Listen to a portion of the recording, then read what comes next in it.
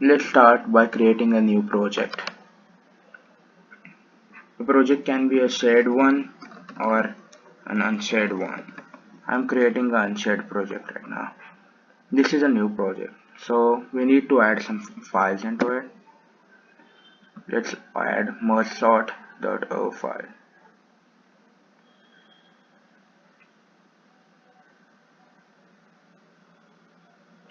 We can add multiple files to this. Let's say I want to add palindrome and a random generator file as well. Then we can do that as well. For now, let's select merge sort and see what happens.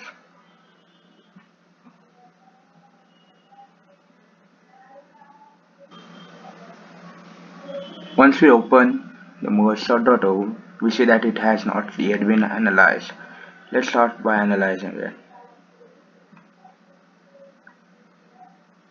Once it's analyzed, we can see that merge sort has been modified. Let's save that. This is the recompiler window. This is the data type manager, symbol tree, and merge sort.o. Here we can see various sections of the file like BSS, data, GOTA, dynamic, etc. Each one of those, and whenever we click one of those, we can directly get to that. Let's consider the whole file for now. We can also see all the imports that we do, the libraries that we import, all the functions that have been detected. This is a merge sort, so we have a main, a merger function, a merge sort function, and a merge sort helper function. You can even see what parameters that there are 4 parameters being passed to this. There are 2 parameters for this one, and well, a lot of parameters for that one. So you can also see the namespace. As we are using standard namespace, it will be std.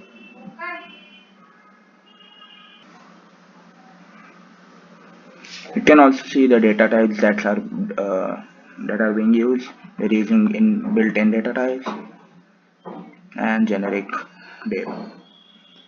Now let's go and see if we can find the main function in this code. These are all the thunk functions. This is the merge sort function that we are going to use, merge sort helper function,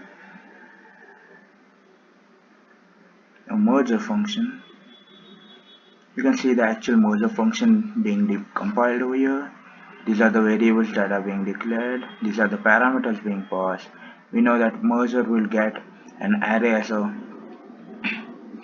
one of the parameters, and we can see the address, starting address of the array is being recognized over here. Moving down, we can see all these functions. Oh, this is the main function. You can see that in the main function I've created an array of 10 elements and assigned 10 different values to it. These are all those values. After creating that, I've outputted like a string saying before merge sort and outputted the array that I've initially used. This is the print array function that we are going to use. Now, after that, I'm going to call merge sort function with the starting address of the array and its number of elements in the array. Then I'm going to print the array after sorting. As you can see, the address of array is same, so we can conclude that it is in place merge sort. So this is the main function for the merge sort. Now you might be wondering if we can see the function trees. So the main function was called by a start function, a system function. We can also see the outgoing functions like in main function we are going to use PC thunk, then use endl and character output. Then we are going to use operators This is used for outputting a proper string. Then we're going to call merge sort, that you can see over here. So what happens is, in this merge sort we are going to call merge sort helper. Let's see, this is the merge sort helper that we can see over here. Then in that we are going to call merger. Let's see if that's true. Yeah, in merge sort helper we are going to call merger. So we can see the merger over here. In merger where you're going to use all of these functions. These are all the functions that we're going to use.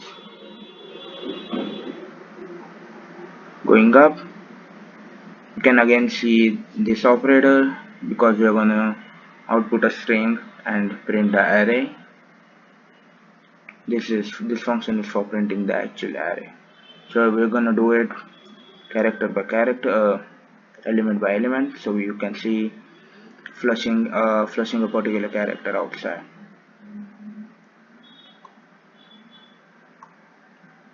So how does this help? The function call has been replaced by its name rather than actual address of the function, which is very much helpful. Now let's see if we can get a flow diagram, control flow diagram for this. As we can see, this is the function graph. As you can see, the data is being passed from main to this function and then finally to this function.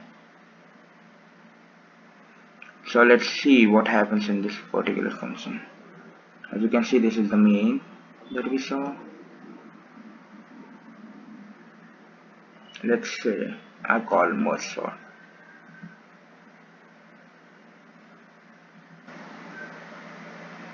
Now let's see what happens with merge sort helper.